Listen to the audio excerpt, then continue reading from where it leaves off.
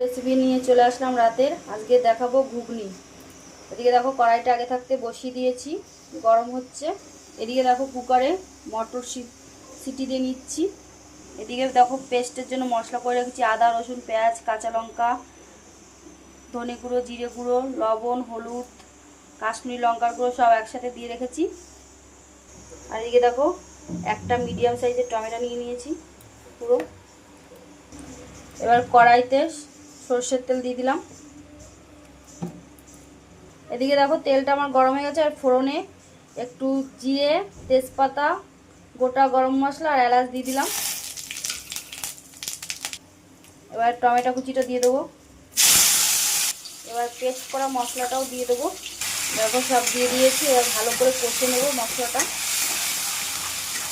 যত কষাবো তত ভালো হবে, আর না কষালে একটা কাঁচা গন্ধ বেরোবে, কাঁচা গন্ধটা বেরোবে না। এবার ভালো করে কষে নিতে হবে। এদিকে আমার মটর ডালটা সিটি দেওয়া হয়ে গেছে। এবার খুলে দেখাচ্ছি তোমাদের। দেখো এক হাত দিয়ে বলে দেখাতে পারিনি, খুলে তবে দেখাচ্ছি হয়ে গেছে। এদিকে আমার মশলাটাও কষানো হয়ে গেছে। এবার মটর ডালগুলো দিয়ে দেবো। দিয়ে দিয়েছি। এবার ভালো করে কষে নেবো আবার।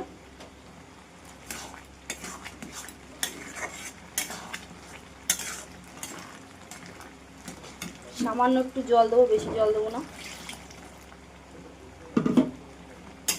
কারণ অর্ধেক তো সিদ্ধ হয়েই গেছে।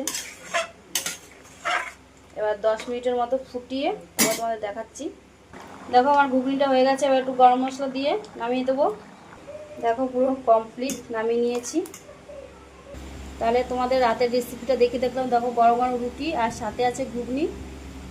রুটি কিংবা পরোটা লুচি যার সাথেই খাবে ভালো লাগবে খেতে।